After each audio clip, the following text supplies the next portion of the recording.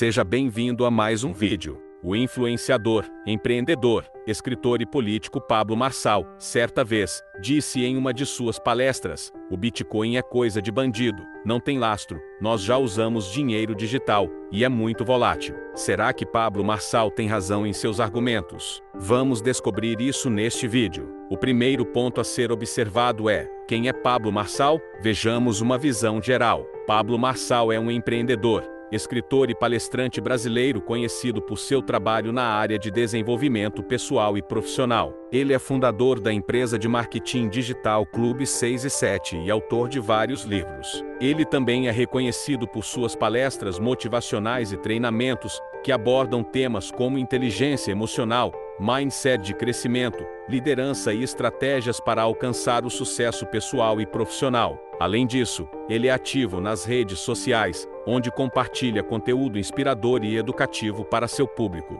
Atualmente está concorrendo à Prefeitura de São Paulo e dizem que tem se saído bem nos debates entre os candidatos. Fake news é crime nesse país, sendo que vocês de esquerda vivem fazendo isso. Explica quantas vezes você foi preso em tal bonitão. Tem um PM ali para te prender também, viu? Confesso que não conheço muitos detalhes sobre a vida de Pablo Marçal, mas isso não é realmente importante para analisarmos os seus argumentos e seu ponto de vista a respeito do Bitcoin. O argumento: Bitcoin é coisa de bandido. Esse argumento é o mais fácil de ser rebatido. O influenciador afirmou que 99% dos caras que mexem com Bitcoin são bandidos. Bem, eu sou um cara, mexo com Bitcoin, e não sou bandido. Mas quem sabe eu pertenço a 1% que não é bandido. Renato Trezoitão também mexe com Bitcoin e certamente não é bandido. O Bitcoin vem para fazer a propriedade privada, ser absoluta, como ela nunca foi. Nunca houve na história da humanidade um ativo que você pudesse levar pro caixão, que nenhum juiz nunca pudesse lhe tomar, né?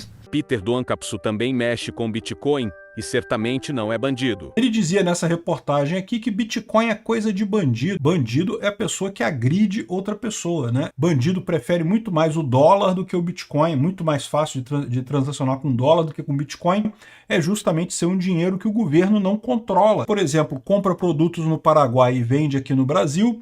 Ah, mas não pagou o imposto no governo brasileiro. Ah, o governo não tem a parte dele, não roubou a parte dele no negócio. Mas e daí? O governo não fez nada também, né? Fernando Urrich, um dos economistas brasileiros mais respeitados, mexe com Bitcoin, mas também não é bandido. Minha ótica com o Bitcoin continua sendo a perspectiva de longo prazo. E com relação a isso, praticamente nada mudou desde que eu escrevi o meu livro Bitcoin, a moeda na era digital, e que foi publicado lá em março de 2014. Então estamos prestes a completar 10 anos da publicação do livro. André, ex-proprietário da marca Chipart, também mexe com Bitcoin e não é bandido. Vamos falar sobre Bitcoin então. Lá atrás eu tirava sarro do Bitcoin. E claro que eu botava sarro no Bitcoin. Eu não sabia o que era Bitcoin, não sabia como funcionava. Eu vou fazer aquele negócio, vou ler só pra aprender bem, pra criticar e cagar na cabeça dessa galera. Sacou qual é que era?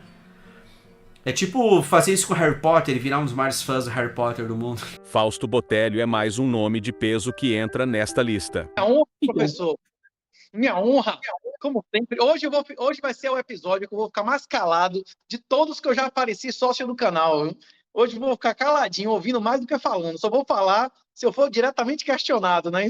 Poderia listar muitos outros nomes publicamente conhecidos, que mexem com Bitcoin e certamente não são bandidos, porque possuem muitas informações pessoais expostas na rede, e até o momento são pessoas de bem, que de maneira alguma prejudicam outras pessoas para tirar vantagem, o que é a principal característica do termo bandido, na minha definição. O termo bandido tem sua origem no latim medieval banditus, que significa proscrito ou fora da lei. Esse termo era usado para se referir a pessoas que eram banidas da sociedade ou exiladas por cometerem crimes ou atos considerados ilegais. A palavra banditus vem do verbo bandire, que significava proibir ou banir.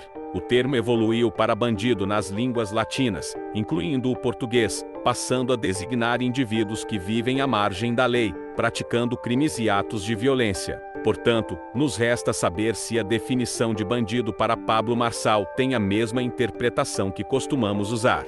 O argumento não tem lastro. Este argumento é muito mais subjetivo e, portanto, não é tão trivial de se compreender.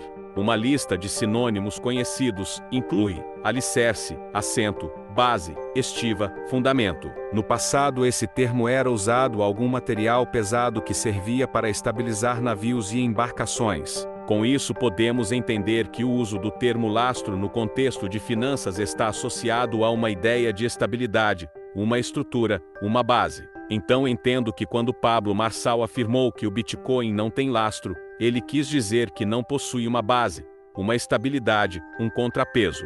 Bom, pensando desta forma, ele está parcialmente correto. O Bitcoin é uma tecnologia inteiramente nova, sem parâmetros de comparação em outros momentos da nossa história. O Bitcoin não tem lastro. Tá, e qual que é o lastro do real? Diz aí qual que é o lastro do real. Tu acha realmente que vai ter lá um lugar lá em Brasília que tem ouro armazenado para bancar o real? Na verdade, assim, na prática de conversibilidade, de você poder pegar a nota e trocar por ouro no Banco Central, isso acabou na década de 1920. O dólar era conversível, você podia trocar dólar por uma quantidade específica de ouro determinada, né, determinadas gramas de ouro. Aí isso acabou e justamente começou a crise de 29 nessa ocasião. Então, se você tinha uma nota de dólar, você não podia trocar aquilo por ouro. O real nunca teve lastro. Moeda nenhuma tem lastro hoje em dia. Não existe lastro. O lastro do dinheiro fiat é a honestidade dos políticos, porque no dia que tiver um governo no Brasil que não for honesto, o real perde valor. Então, ou seja, é lastreado em honestidade de político. Já parou para pensar na qualidade desse lastro? Quando os povos passaram a usar moedas metálicas como meio de troca, o seu valor estava atrelado ao próprio valor intrínseco, que media a quantidade do metal usado na fabricação daquela unidade. Por exemplo, uma moeda de ouro de 100 gramas valia exatamente 100 gramas de ouro. Ou seja, o lastro daquela moeda era a própria quantidade do metal que ela era composta. Por volta do século VII na China, durante a dinastia Tang, surgiu a prática de usar recibos de depósito, emitidos por comerciantes que armazenavam metais preciosos em segurança. Esses recibos começaram a ser usados como meio de pagamento, marcando o início do uso do papel moeda. A adoção do papel moeda foi impulsionada pela necessidade de facilitar o comércio e a conveniência de transportar dinheiro em formas mais leves e seguras. Com o tempo, os governos começaram a emitir papel moeda oficial, que se tornou amplamente aceito e confiável, substituindo gradualmente o uso direto de metais preciosos. Em resumo, para não deixar esse vídeo muito longo, basta entendermos que as moedas foram gradualmente sendo substituídas pelo papel moeda, cujo número pintado na célula representava uma certa quantia em ouro. O sujeito poderia ir até um banco e converter o seu papel pintado por ouro, até que em um certo momento, essa prática foi proibida. O vídeo Não Dá para Comprar Pão com Bitcoin explica um pouco mais sobre esse momento. Portanto, o papel moeda atual também não possui nenhum lastro. Um real hoje não compra o mesmo que 12 meses atrás. Se o real tivesse lastro, por exemplo, no litro do leite, então ao menos o leite poderia ser comprado com a mesma quantidade de real 10 anos atrás ou daqui a 10 anos. Como diria o Peter, do Ancapsul, o lastro do dinheiro atual é a honestidade dos políticos. Pode marcar mais um ponto para o Bitcoin, que apesar de não possuir lastro, não depende da honestidade de nenhum político, e tem aumentado o seu poder de compra desde sua criação. Seu valor depende apenas do quanto as pessoas estão dispostas a pagar pelo Bitcoin,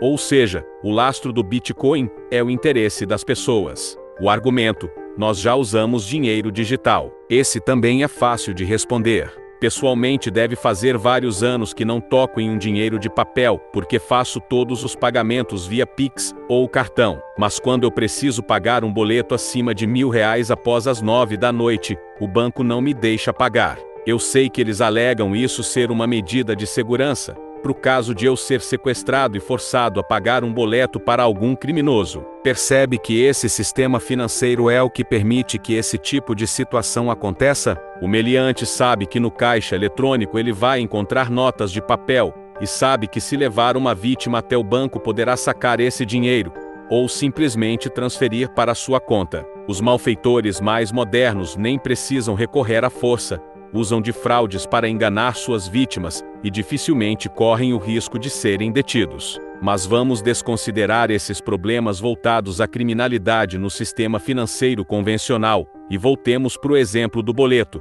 que precisa ser pago após as 9 horas da noite. Você terá que esperar até o dia seguinte para pagar esse boleto. Há também os problemas com os limites de saques, transferências e PIX que o banco impõe na sua conta. Quer dizer, o dinheiro é seu, correto? Por que diabos o banco impõe um limite para transferências, PIX e pagamentos na sua conta? E se você decidir tirar todo o seu dinheiro do banco X e migrar para o banco Y, você será impedido de fazer, porque o banco fixou limites. Isso é ridículo. O dinheiro é seu e ninguém tem nada que se intrometer nas suas decisões. Mas isso só é possível porque no sistema financeiro convencional existe um órgão central que controla todas as transações. Ele permite ou impede que uma determinada transação aconteça. Bem, o Bitcoin trouxe a solução perfeita para esse problema. A blockchain está no ar 24/7, onde quer que tenha um node funcionando. A qualquer momento você pode receber ou entregar seu saldo para qualquer parte do mundo, sem necessidade de autorização ou câmbio, e nem de envolver outras pessoas. Apenas você e o outro usuário estão envolvidos. Uma vez que vocês iniciam a transação, enviam a informação para a blockchain e ninguém pode impedir ou alterar. Mas ainda é possível cair em fraudes, como por exemplo, entregar suas chaves privadas para uma corretora, ou apenas manter seus Bitcoin na corretora e ela sumir. Entretanto, se você mantiver sua reserva na carteira pessoal e guardar bem suas chaves, a tecnologia é assustadoramente segura. Inclusive, 2 semanas atrás acidentalmente removi as informações da carteira no computador, que uso para movimentar Bitcoin, e recuperei o acesso a ela usando as chaves, que guardei de forma segura. Nenhum saldo foi perdido. Defendo, portanto, que o dinheiro convencional e o Bitcoin de fato são majoritariamente digitais, mas apenas um deles é 100% meu. O outro pode ser confiscado se algum juiz assinar um papel e mandar para o seu banco, se assim ele desejar.